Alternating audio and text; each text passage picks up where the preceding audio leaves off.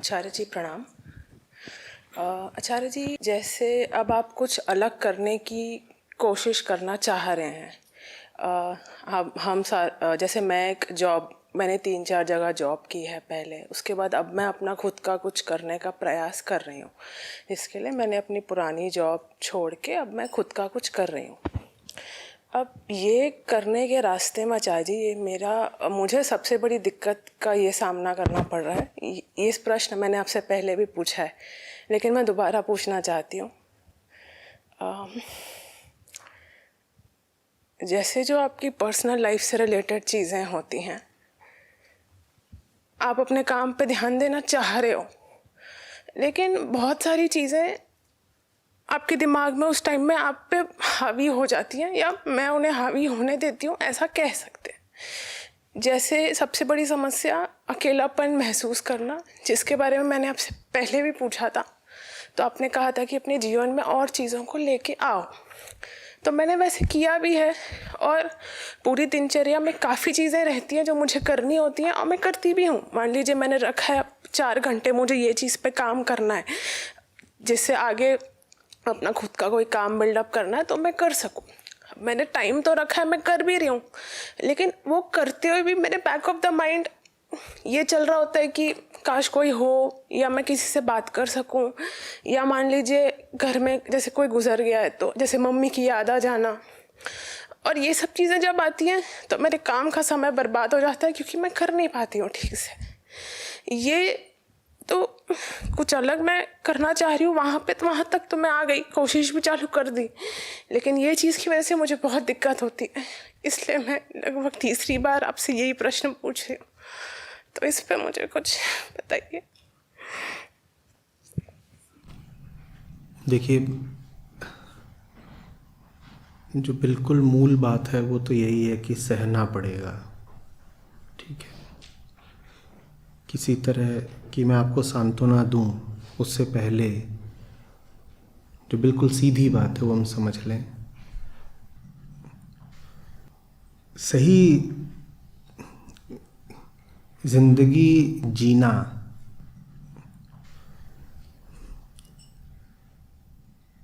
एक तरह से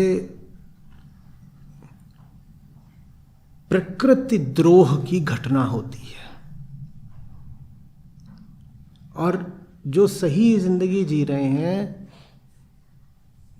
हमारे भीतर की व्यवस्था, ये जो शारीरिक व्यवस्था है, और हमारे बाहर की व्यवस्था, ये जो सामाजिक व्यवस्था है, ये दोनों ही उनको माफ नहीं करते।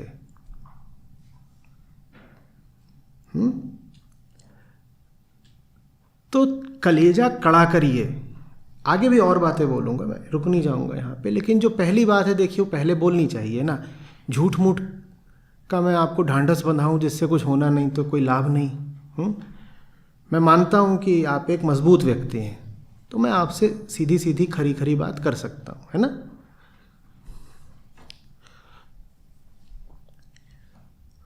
तो पहली चीज़ तो ये कि अगर आप सही ज़िंदगी जी रहे हैं तो आपका शरीर ही आपके खिलाफ हो जाता है।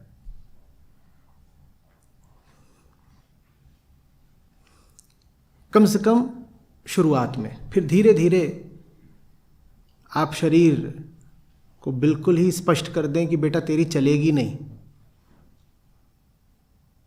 तो फिर वो ढर्रे पर आने लगता है, लेकिन उसमें समय लगता है। शुरू में कई सालों तक तो आप पाएंगे कि आपकी शारीरिक व्यवस्था ही भीतर से आप पर घात कर रही है। आप कुछ अच्छा करना चाहते हैं, भावनाएं उल्टी पुल्टी आने लग जाती हैं, विरोधी विचार उठने लग जाते हैं, आलस आने लग जाता है, नींद ज़्यादा आने लग जाती है। कुछ भला करने निकलो, घुटने में दर्द होने लग जाता है। लोग आए हैं, बोले हैं कि वैसे हम बिल्कुल ठीक हैं, लेकिन आचार्य जी आते हैं, आपके सामने बैठते हैं, पीठ में अचानक से बहुत जोर का दर्द उठता है। कहते पहले कहीं कभी उठा नहीं, पहले उठता ही नहीं। कल गए थे, फिल्म देखी थी, 3 घंटे पूरे कोई दर्द नहीं उठा, एकदम मजे में बैठे हुए थे। आपके सामने बैठते हैं, 10 मिनट के अंदर पीठ झंझन झंझन। मैंने तो कहा देखो तुम्हारा चक्रा जागृत हो रहा होगा।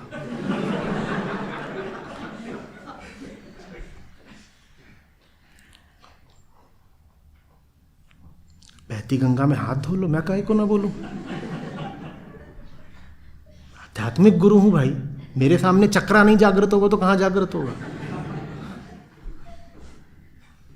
इन्हें कौन बताए कि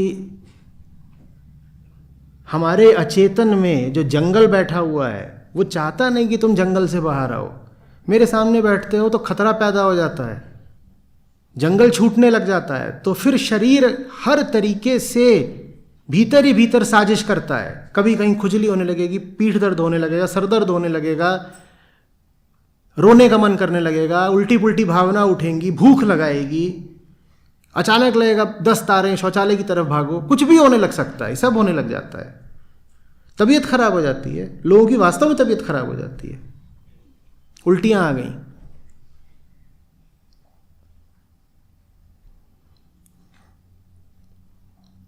और जो समाज है बाहर का, वो तो जाहिर सी बात है पसंद करता ही नहीं है कुछ उल्टा पुल्टा करो तो क्या करना है? मैंने पहली चीज कही, सहना है, सहो। और जब सहो और लगे कि टूटने की नौबत आ रही तो अपने आप को याद दिला दो कि सहना तो है ही, वो जिंदगी सहें या ये सहें, तब सहना आसान हो जाएगा। सहना तो है ही, तकलीफ तो है ही, कौन सी तकलीफ चुने? उस तकलीफ से तो ये तकलीफ बेहतर है, तो यही सुन लेते हैं। ये पहली बात है। तो क्या सहते ही रहना पड़ेगा? नहीं। हमने पहली बात ये कही कि अगर अनुशासन रखोगे, शरीर को अगर शिक्षा देते रहोगे, एक तरह की ट्रेनिंग, प्रशिक्षण, तो शरीर भी ढर्रे पे आने लग जाता है। शरीर से मेरा क्या वास्ता? शरीर से मेरा मतलब है जो आपकी भावनात्मक वृत्तियाँ होती हैं, जो आपके सब हार्मोनल अपसर्जेस होते हैं, ये सब भी फिर ठीक होने लग जाते हैं। क्योंकि वो बेमकसद नहीं थे, वो इसीलिए थे ताकि वो आपको हरा दें, ताकि वो आपका विद्रोह जो है उसको असफल कर दें। जब उन्हें दिख जाता है कि ये बंदा मानने का नहीं, तो फिर वो खुद ही शिथिल होकर के चुपचाप शांत हो जाते हैं। कोई आपको परेशान करने भी तभी आता है, चाहे भीतर से चाहे बाहर से, जब उसे उम्मीद होती है कि आप परेशान हो जाएंगे और हार मान लेंगे। जब आप ये बिल्कुल साफ कर देते हैं कि आप हार नहीं मानने वाले, तो जो आपको परेशान करने भी आ रहा होता है ना, चाहे बाहर से चाहे भीतर से, वो भी फिर प्रयास करना छोड़ देता है। वो कहता है इस बंदे पे बहुत आजमाने से फ़ायदा नहीं, ये एड़ा है, ये नहीं सुनता। इसका सरदर्द कर दो तो ये दुखते सर के साथ भी जिधर जाना है चल देगा। इसको बुखार कर दो, ये बुखार लेके भी जहां जाना है वहां चला जाएगा। इसको परेशान कर दो, ये अपनी सारी परेशानी के साथ भी जो करना है करेगा जरूर। तो क्या फायदा फिर इसको परेशान करने से? इसको छोड़ो, पगला है। ऐसे ही हो जाओ पगले, जिसे सब छोड़ दें।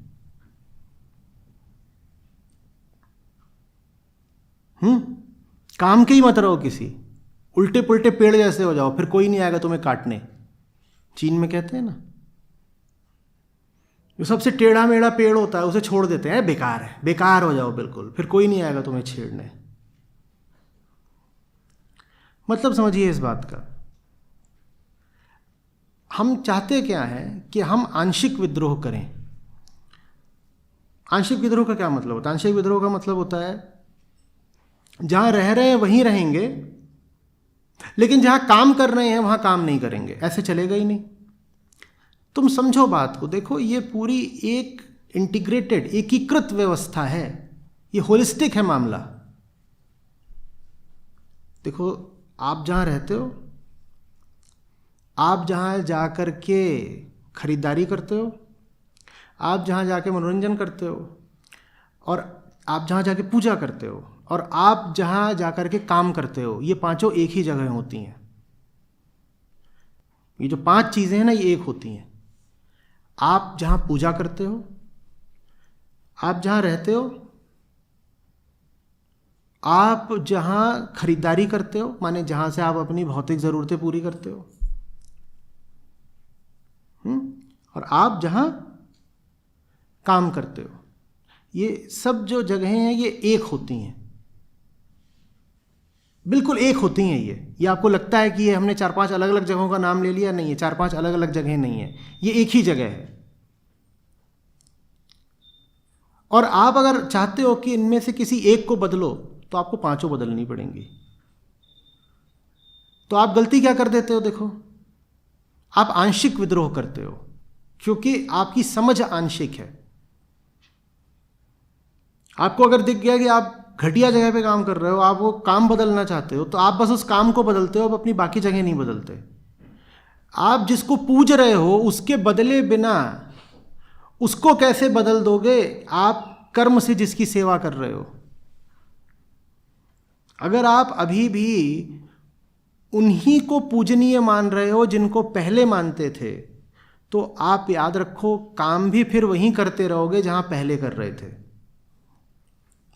आप अगर वहीं भी अभी जा कर के मनोरंजन करते हो, मटर गश्ती करते हो, खरीदारी करते हो जहां पहले करते थे, तो आप ये नहीं कर पाओगे कि आप उस काम को छोड़ दो जो आप पहले करते थे।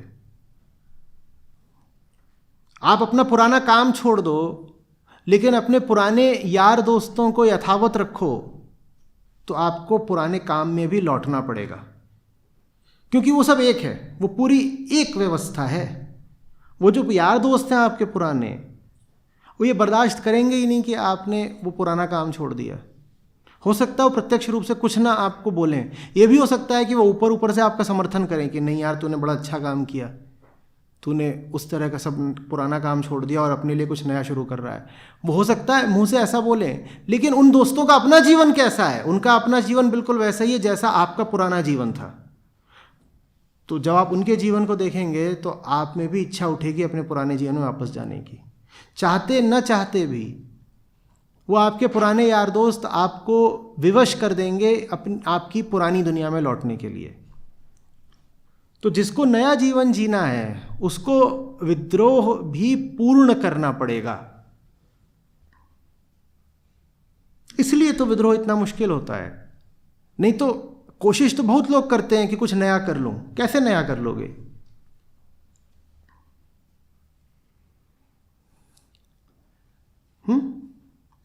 साहब कॉरपोरेट में काम करते थे, मोटी तनख्वाह थी, एकदम मोटी तनख्वाह थी,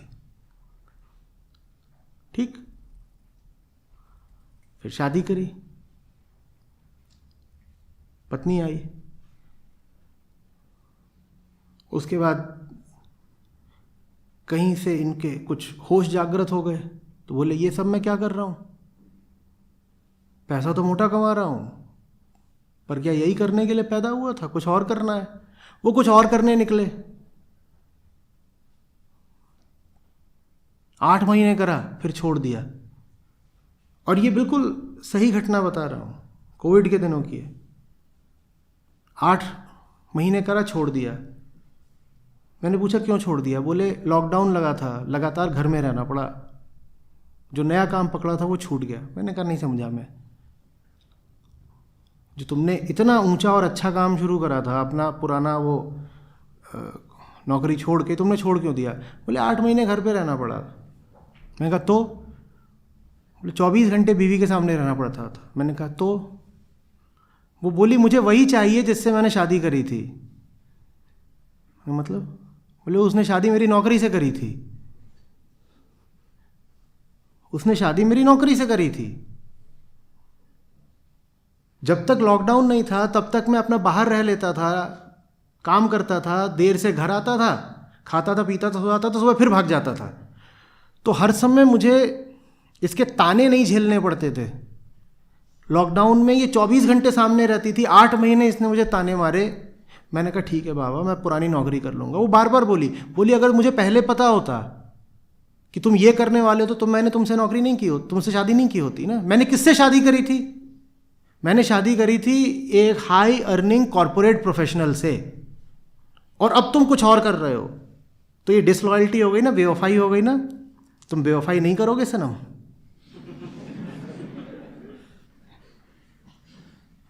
साजन साजन लॉकडाउन खत्म होने से पहले ही साजन जी घर आ गए।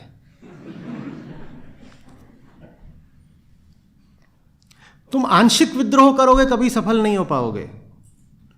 लो सुनो बिल्कुल दो टूक बात, अगर पूरी तरह जिंदगी बदलनी हो तो फिर तुम्हें इस तरह के दोस्त त्याग क्या, इस तरह के पति पत्नी भी त्यागने पड़ेंगे, नहीं तो ये तुम्हें बदलने ही नहीं देंगे। देवी जी का तर्क बिल्कुल सही था। बोली मैंने बताओ शादी किससे करी थी, तुम कौन थे जिससे मैंने शादी करी थी? बोला मैं आईवी लीग का एमबीए था और एक टॉप कंसल्टिंग फर्म में काम करता था, $, सैलरी आती थी, मैं वो था। बोली मैंने उससे शादी करी थी ना। तुम वो सब नहीं होते तो मैं तुमसे शादी करती क्या? तुम्हारा मुंह देख के शादी करते, तुम्हारी जेब देख के शादी करी थी। और सभी शादी जेब देख के ही करते हैं, मुंह देख के कौन करता है? बोली मुझे अगर पता होता कि तुम इस तरीके के हो जो कह रहा है कि अब 1 साल तक कुछ कमाऊंगा नहीं और जो आज तक कमाया है वो भी अपने स्टार्टअप में लगा दूंगा और कब कमाना शुरू करूंगा उसका कोई ठिकाना नहीं है, कभी कोई आमदनी आएगी भी कि नहीं इसका भी कोई ठिकाना नहीं, मुझे पता होता कि तुम इस तरीके के हो और तुम ये करने जा रहे हो तो मैं थोड़ी तुमसे शादी करती। भाई 5 लाख के तो मेरे ही बंधे हुए खर्चे हैं, जब तुम कुछ कमा नहीं रहे तो मेरे खर्चे कैसे उठाओगे? तो अब क्या है, अगर वाकई कुछ अच्छा करना चाहते हो तो सिर्फ पुरानी नौकरी नहीं छोड़नी होगी, पुरानी छोकरी भी छोड़नी होगी। और यही बात छोकरियों पर भी लागू होती है। आप भी अगर कुछ अच्छा करने जा रहे हो तो आपके आसपास के ये सब जो हैं अकलू पपलू, इनको भी त्यागना पड़ेगा। इनको रखे रखे आप थोड़ी अब जाकर के बीटेक के 24 साल बाद, एमबीए के 21-22 साल बाद अब जा कर के मैं आईआईटी आईएम के व्हाट्सएप ग्रुप्स में दोबारा जुड़ा हूँ, वो भी मुझे जोड़ दिया लोगों ने। मैं बिल्कुल अलग हो गया था। ये तो छोड़िए कि मिलता था, ये तो छोड़िए कि बात करता था, मेरे पास फ़ोन नंबर तक नहीं थे। क्योंकि अगर मुझे वो ज़िंदगी छोड़नी है, वो जो आम टिपिकल ज़िंदगी होती है एमबीए के बाद की, तो मुझे उनको भी छोड़ना पड़ेगा जो एमबीए के साथ के मेरे लोग थे। आप ये नहीं कर पाओगे कि आप वीकेंड पर पार्टी तो उन्हीं के साथ करने जा रहे हैं, उनके साथ आप पार्टी करने जाओगे तो क्या होगा? क्या होगा? उनकी दुनिया दूसरी है और उनकी दुनिया बड़ी आकर्षक है, उनकी दुनिया जंगल की दुनिया है, उनकी दुनिया में बहुत कुछ है जो चुंबक जैसा है और आपके भीतर अभी भी बहुत सारा लोहा मौजूद है, वो आपको खींच लेंगे। और अगर नए काम से आपका प्रेम लग गया है तो आप ऐसे लोगों की संगत अब क्यों रखना चाहोगे जो अभी भी पुराने ढर्रे के हैं? उनके साथ आपका मन लगेगा भी नहीं। लेकिन जैसा मैंने कहा, हम करते हैं आंशिक विद्रोह। हम नौकरी बदल देते हैं, संगत पुरानी छोड़ देते हैं, और जो पुरानी संगत है ये आपको फिर खींच करके पुरानी नौकरी में डाल देगी। कोई भी आप विद्रोह कर रहे हो, उसको सफल अगर करना है तो उसे पूर्ण रखना होगा। पूर्ण से मेरा आशय है आप किसी नई सुंदर ज्योतिर्मय दिशा की ओर बढ़ रहे हो। जो लोग तैयार हों आपके साथ अंधेरे से रोशनी की ओर बढ़ने के लिए, उनकी संगत रखो। जिन्होंने अंधेरों में ही स्थायी अड्डे बना लिए हों उनकी संगत रखोगे तो उन्होंने तो तय कर रखा है कि वो अंधेरे में ही रहेंगे। आप रोशनी में जा रहे हो तो क्या वो आपको रोशनी में जाने देंगे? वो आपको नहीं जाने देंगे। ये बात कुछ आ रही है समझ में? सबसे खतरनाक हालत उन लोगों की होती है जो रोशनी में मौजूद होते हुए भी अंधेरे से अपने रिश्ते कायम रखना चाहते हैं। अंधेरा उन्हें खींच लेता है पीछे, वापस लील लेता है। या तो जो अंधेरे के निवासी हैं उनसे बोलो, देखो मैं जिधर को जा रहा हूं तुम भी मेरे साथ चलो। वो आपके साथ चलने को तैयार हो, अच्छी बात है। आपके साथ चलने को नहीं तैयार हैं फिर भी आप उनसे रिश्ता रख रहे हो, आपके लिए तकलीफ हो जाएगी। काश कि ऐसा हो पाता कि ये तकलीफ ना होती। मुझे कोई बहुत प्रसन्नता नहीं हो रही है आपको बताने में कि कुछ संबंध हैं जो अनिवार्य रूप से तोड़ने पड़ते हैं। मुझे कोई खुशी नहीं हो रही है बताने में, लेकिन जो सच्चाई है वो आपको नहीं बताऊं तो ये भी गलत होगा ना। तो सच्चाई बताना ज़रूरी है, आपको बताई दे रहा हूँ। फिर भीतर उठता है क्लेश, फिर आदमी भीतर से वैसे ही बिल्कुल चिर जाता है, फट जाता है, जैसे अभी आपकी दशा है। क्योंकि आपने काम बदलने की ठानी है, पर बहुत कुछ जो पुराना है उसको आप नहीं बदलना चाह रहे, पुरानी मानसिकता नहीं बदलना चाह रहे, भीतर का जो पुराना माहौल है वो नहीं बदलना चाह रहे, पुरानी जगह नहीं बदलना चाह रहे, नहीं हो पाएगा। जिन्हें जीवन में वाकई कुछ नया करना हो, उन्हें चाहिए कि वो अपना माहौल जितना बदल सकते हो बदल दें। मैं तो कह रहा हूं कपड़े भी बदल दो, घर भी बदल दो, जगह बदल दो। किसने तुमसे कह दिया कि तुम किसी एक ही जगह के बंधक हो इस पृथ्वी पर? क्यों बैठे रहना है तुमको जहां भी तुम रहते हो, दिल्ली में, लखनऊ में, भोपाल में, जहां भी रहते हो? देने वाले ने तो पूरी पृथ्वी ही तुमको दी हुई है ना। जीवन बदलना चाहते हो तो जगह बदलो, सबसे पहले आ जाओ यहां गोवा में रहना शुरू कर दो, क्या समस्या है? पर ये बात हमें समझ नहीं आती, हम कहते हैं नहीं नहीं नहीं, वहां तो, वहां क्यों नहीं? वहां गुप्ता जी की बेकरी है, तो हम वहीं के कुकीज खाते हैं, तो इस मारे तुम जहां रहते हो वहीं पड़े रहोगे, गुप्ता जी की बेकरी। ऐसे कैसे छोड़ दें? वहां तो कहते, तो वो सब नहीं छोड़ सकते, तो फिर कुछ भी नहीं छूटेगा तुमसे। बोल रहे पर ये हमारा पुराना शहर है, ये हमारी नस नस में दौड़ रहा है, हम यहीं के वासी हो गए हैं। माने क्या बता रहे हो? कि तुम भी वैसे ही गंधाते हो जैसे तुम्हारा वो शहर गंधाता है? क्योंकि हमारे तो ज्यादातर शहर ऐसे ही हैं, खुली नालियों वाले, दुर्गंध से भरपूर। वहां तुम्हें ऐसा क्या मिल रहा है कि तुम्हें वहां फंसे रहना है, वहीं पड़े रहना है, और बोलते हम यहीं के तो बाशिंदे हैं।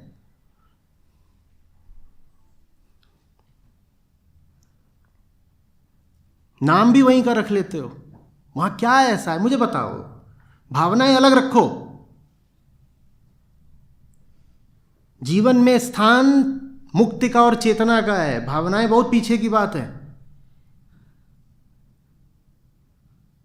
बड़ा लोगों को आनंद आने लग जाता है, नाम के पवन कन्नौजी, वहां क्या ऐसा है भाई? बोले नहीं, हम तो दो मिले गए, दो कानपुरी है मिले, आनंद आ गया। क्या है वहां ऐसा? समाज का शिकंजा है बस वहां पर, बहुत जबरदस्त। वहां रहते हुए तुम कुछ नया नहीं कर पाओगे बाबा। और भारत ने बड़ी गलती करी है, हमारे पिछड़ेपन के बड़े से बड़े कारणों में ये एक है। यूरोप की इतनी तरक्की क्यों हुई? क्योंकि वो लोग निकल निकल के पूरी दुनिया पर छा गए। और ये हिंदुस्तानी मन है हमारा, विशेषकर उत्तर भारतीय मन, जो कहता है हम कानपुरी हैं तो कानपुरी ही रहेंगे, नहीं निकलेंगे बाहर। और उसमें बड़ा गर्व अनुभव करते हैं कि कानपुरियों की निशानी ये है। ऊपर वाली जेब में तंबाकू होता है, मुंह में गुटखा होता है, पतलून पे गुटके के छींटे होते हैं, और मुंह पे वो थूक होता है जो किसी दूसरे गुटके वाले ने मारा होता है। आपस में बात भी करते हैं तो एक दूसरे पे थूकते रहते हैं ना। आहा हा हा, मुझे गर्व है।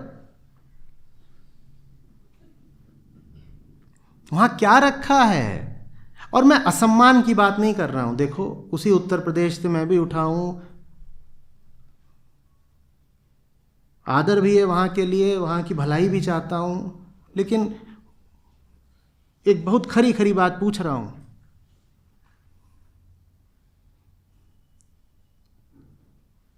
नहीं हो पाएगा।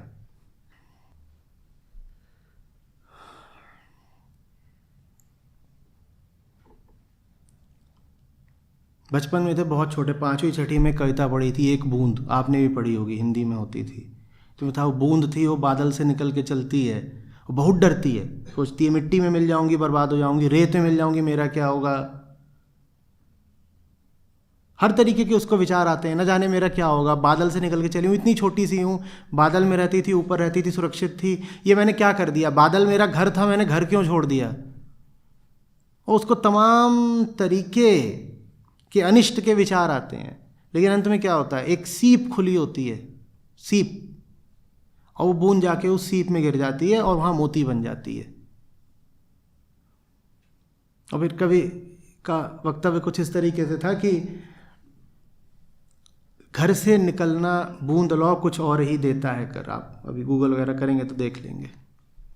और बड़ी सुंदर पंक्ति थी कि घर से निकलते वक्त बड़े डर के और अनिष्ट के और अपशकुन के विचार आते हैं, पर जो घर से निकला नहीं वो कभी मोती नहीं बन पाएगा। वो भारत की तरह ही रहेगा कि भारत है, यहाँ पे है अपना, इतनी सारी आबादी हो गई है जो यहीं सड़ रही है।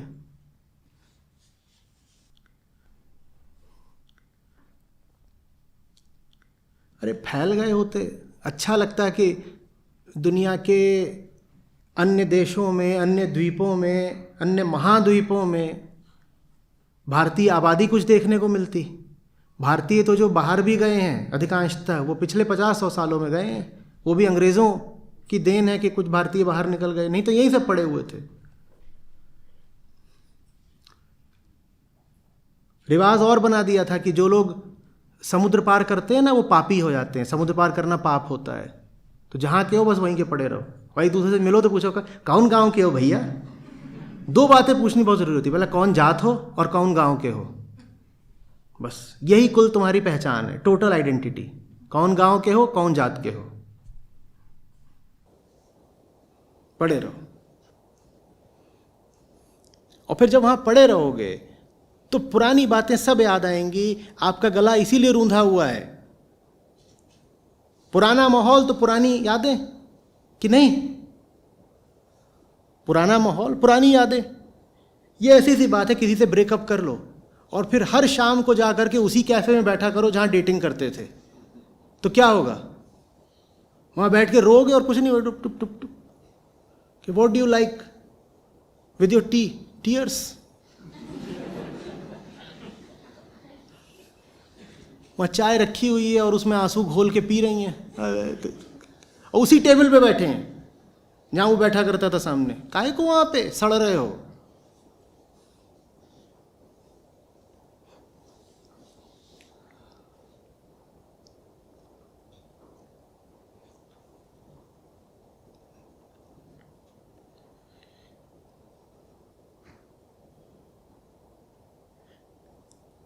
और लोग चाहिए होते हैं, जहां आप बैठी हुई हो वहां नहीं मिलेंगे और लोग आपको बात करने के लिए, संबंध बनाने के लिए। वहां मिल ही रहे होते तो वहां आपको विद्रोह क्यों करना पड़ता। सर्वप्रथम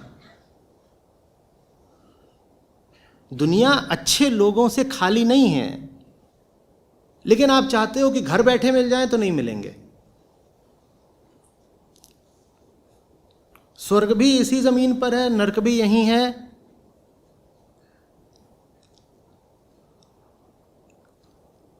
पर स्वर्ग तो खोजना पड़ता है, बाहर निकलना पड़ता है, कीमत चुकानी पड़ती है, तब मिलता है।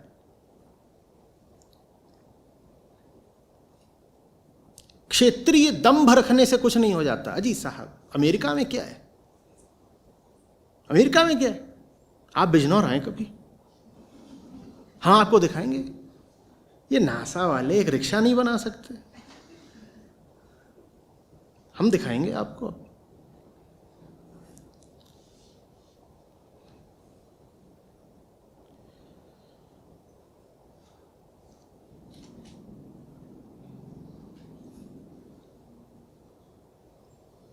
मंगलयान नहीं चला इनका। आप पटना आइए, यहां हम रोज शनि देवता से बातें करते हैं, यान की भी जरूरत नहीं है।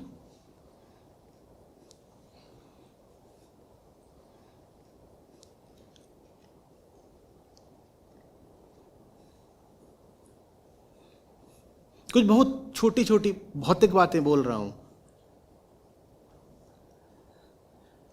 कुछ खेलना सीखिए।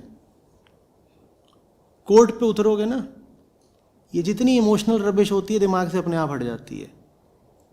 नहीं तो बैठे रोते रहो। और ख़ास तौर पे महिलाओं में तो बहुत होता है, बैठे हुए हैं, सुबक रहे हैं, आंसू बहा रहे हैं, कोई घातक गज़लें, गजब शायरी, ब्रेकअप का दर्द चल रहा है जबरदस्त।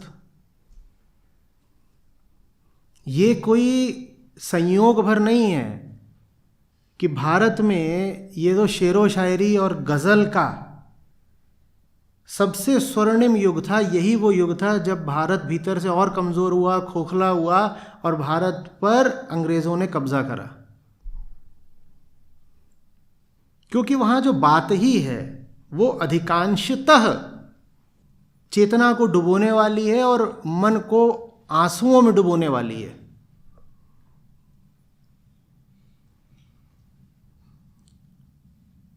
वहाँ कुछ ऐसा नहीं है जो उदात्त हो, जो उठा देता हो आपको। वहाँ कुछ वही सब है जो आपको गिरा देता है, पस्त कर देता है और आप में भाव ला देता है कि मेरा तो परिस्थितियों ने शिकार कर लिया, मैं तो विक्टिम हूँ, मैं क्या करूँ। या फिर फूहड़ आशिकी, तेरे होंठ, तेरी जुल्फ़ें, तेरी आँखें, ये वो। और मैं इनकी बात क्यों कर रहा हूँ? क्योंकि यही वो सब चीज़ें हैं, व्यर्थ की उथली भावुकता जो आपको ज़िंदगी में कोई भी सार्थक काम करने से रोक देती है। सब समझते हैं पर कोई भाव है जो रोके दे रहा है। और कौन सा भाव है? ऐसे ही कोई भाव है, कैसे छोड़ दें। देखिए, आध्यात्मिकता और भावनात्मकता साथ साथ नहीं चल सकते हुए। आध्यात्मिकता के केंद्र में बैठा है त्याग, छोड़ दो, त्याग। और भावुकता के केंद्र में यही बात बैठी है, कैसे छोड़ दें। नहीं छोड़ सकते तो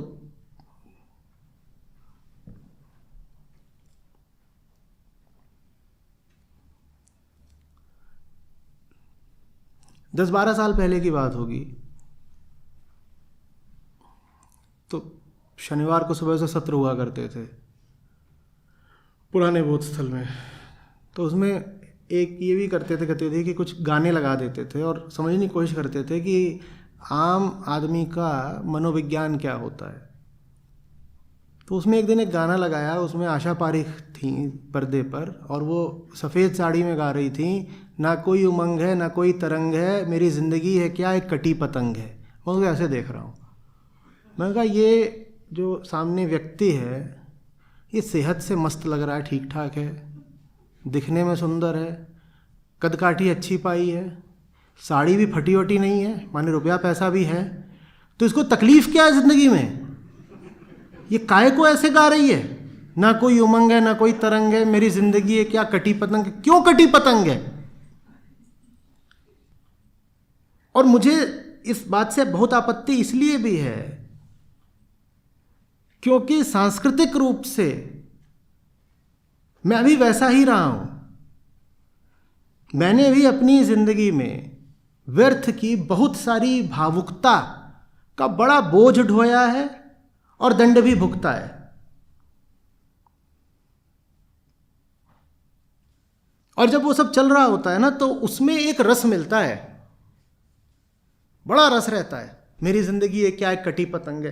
देखो मैं भी तो विक्टिम हूं, मेरे साथ गलत किया है, मेरे साथ ज़माने ने, वक्त ने कुछ गलत कर दिया है। अब मुंह ऐसा बना रखा है जैसे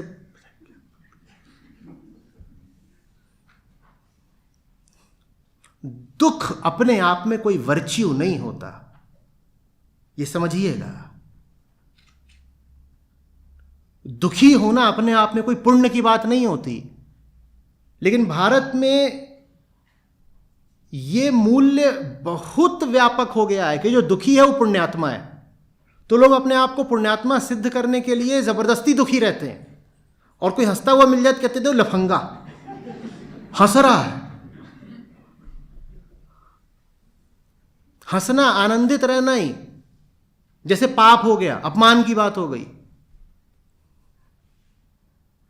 अब ऐसे ही समझ लो, हम यहां बैठे हुए हैं, ठीक, यहां पे कोई आकर के रोना शुरू कर दे, आपको कोई आपत्ति नहीं होगी, आपको बल्कि लगेगा देखो देखो देखो उसके शब्द रूंधे जा रहे हैं। भला आदमी देखो रो पड़ा, अभी यहाँ आके वो हंसना शुरू कर दे हैं, कहते बदतमीज आचार्य जी के सामने हंस रहा है। अरे ये आध्यात्मिक जगह है, यहाँ हंसा नहीं जाता, यहाँ रोया जाता है। काहे को रोया जाता है? क्यों रोया जाता है? रोने के लिए भी कोई वाजिब वजह है क्या आपके पास?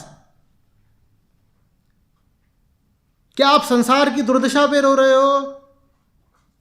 आप उन वन्य प्राणियों पर और वनों पर रो रहे हो जो नष्ट हो रहे हैं, खत्म हो रहे हैं। आपके पास रोने की कोई वाजिब वजह भी नहीं है। आपके पास रोने के लिए बस क्या है? कुछ नहीं, बस मनहूसियत है। क्यों रो रहे हैं? मनहूस है इसलिए रो रहे हैं। आदत हो गई है रोने की तो रो रहे हैं।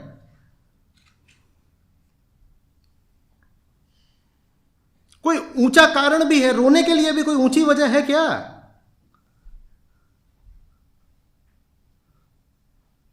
मुंह ऐसे हो रखा है, बिल्कुल ऐसे जैसे आटा गूंथ दिया गया हो, ऐसे पूरा मरोड़ दिया। क्या हुआ? कुछ नहीं, टट्टी नहीं खोली।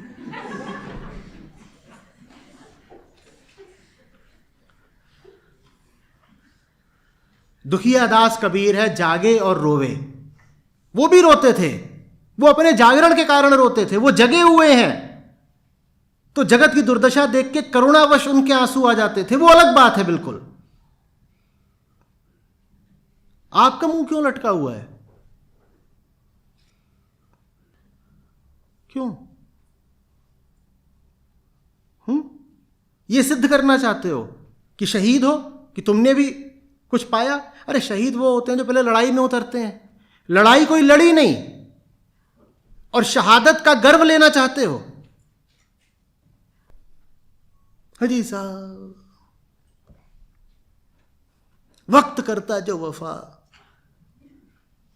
आप हमारे होते, हम भी गैरों की तरह आपको प्यारे होते। वक्त करता जो वफा सीधे सीधे नहीं बोल रहा है, तू कमजोर आदमी है, बुज़दिल। वक्त पे क्या इल्जाम डाल रहा है? कोई चीज थी तेरे सामने, अगर वो वाकई कीमती थी और तुझे प्यार था तो जाता हक के साथ छीन कर लाता। तब तो टांगे कांप गई, कोई साहस नहीं दिखा पाया। अब कह रहा है वक्त करता जो वफा। वक्त बेवफा है, वक्त बेवफा है।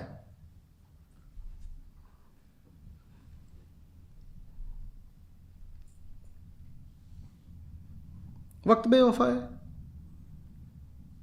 तो मुंह क्यों लटका हुआ है?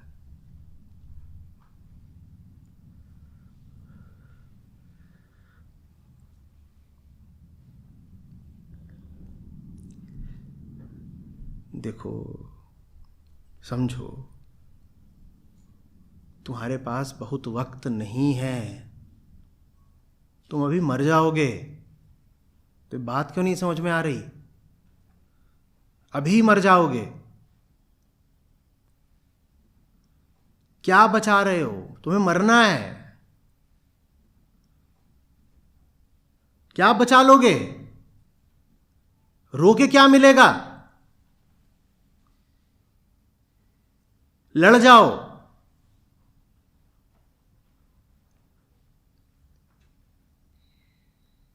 और मरने से पहले जीने के लिए बहुत सारी माकूल और सुंदर वजहें हैं।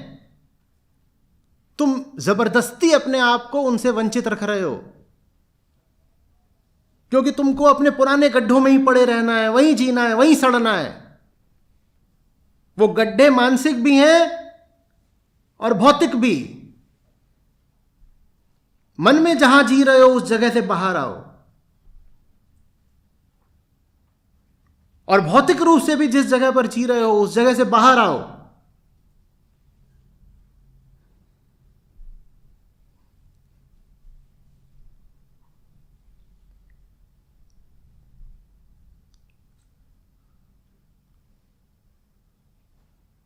कोई बाध्यता नहीं है। जितनी भी तुमने अपने ऊपर बाध्यताएं बना रखी हैं, ये सब लेकर के चिता पे जाओगे क्या? मैं पूछ रहा हूं।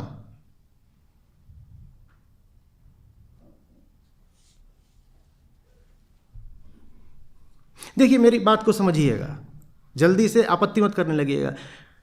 मेरे होटल से लगी हुई एक बीच है, कल मैं वहाँ पे गया, वहाँ पर महिलाएं साड़ी पहन करके घूम रही थी। मुझे साड़ी से कोई आपत्ति नहीं है, साड़ी बड़ा अच्छा परिधान है, अपने घर में भी मैंने महिलाओं को साड़ी में ही देखा है। जो मैं कह रहा हूँ उसको समझिए, मुझे साड़ी से आपत्ति नहीं है, पर मैं पूछ रहा हूँ तुम बीच पर भी साड़ी पहन के घूम रहे हो, साड़ी पहन के मरोगे? साड़ी पहन के पैदा हुए थे या साड़ी पहन के राख होगे? बताओ। नहीं, तो हिंदुओं में तो होता है, साड़ी पहना के तो राख करते हैं। और वो तो लपेट दी है, तुमने पहनी नहीं है, तुम पे लपेट दी गई है।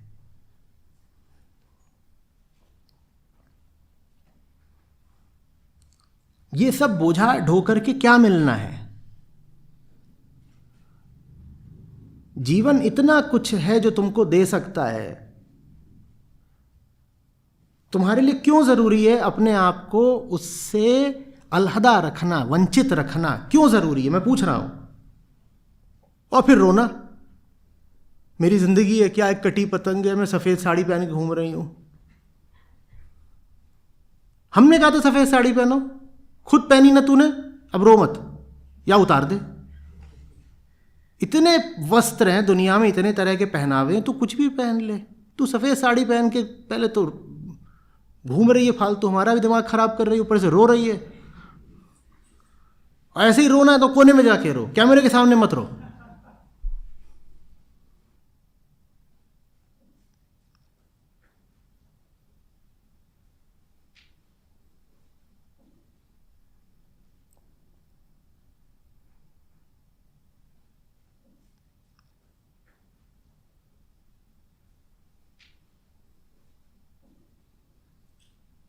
गंभीरता से लेने वाली एक ही चीज होती है, जिस चीज पर कोई समझौता नहीं किया जा सकता, जिस चीज को बिल्कुल बदला नहीं जा सकता, वो एक ही चीज होती है, मुक्ति। उसके अलावा सब कुछ बदलना सीखो। पुरानी सोच, देहगत भावनाएं, ये गंभीरता से लेने वाली चीजें नहीं हैं। बहुत गंभीरता रखो जीवन में बस एक चीज के लिए, क्या? जन्म का उद्देश्य है मुक्ति। बाकी सब चीजें निगोशिएबल हैं, बाकी सब चीजों को आगे पीछे किया जा सकता है, कभी स्वीकारा जा सकता है, कभी त्यागा जा सकता है। कुछ भी और नहीं है जो नित्य है। नित्य समझते हो, जिसको बदल ही नहीं सकते। बाकी सब कुछ परिवर्तनीय है और उसमें परिवर्तन होना चाहिए। मत डरो। यहां तो लोग हैं जो इस बात से भी डरते हैं कि जिस तरीके के बाल 20 साल पहले रखे थे वैसे ही तो रखने, हेयर स्टाइल बदलनी नहीं चाहिए। तुम्हारे हेयर नहीं बचे, हेयर स्टाइल बचा के रखे हुए हो। गंजा हो गया है, हेयर स्टाइल पुरानी है। वो जाता है वहां नाई के सामने, आता है, बोलता है वही जैसा कॉलेज के दिनों में मेरा स्टाइल था, काट दो। बोलता है टकले की चंपी कर सकता हूं, काटने के लिए कुछ बचा होगा तो ना काटूंगा।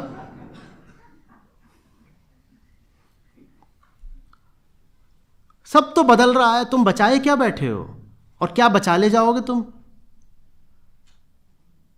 और यही दुख है, यही वेदांत की, यही बुद्ध की सीख है। जो बचाया नहीं जा सकता उसको बचाने की चेष्टा ही दुख है।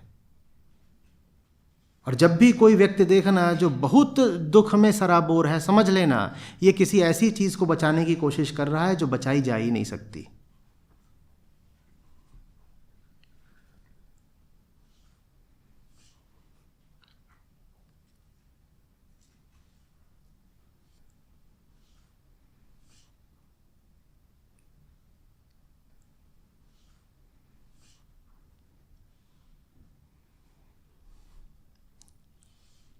कुछ समझ रही हैं आप? अभी आपको शायद समझ, आप चौथी बार भी पूछेंगी, लेकिन कोई दिक्कत नहीं है, आप पूछिएगा।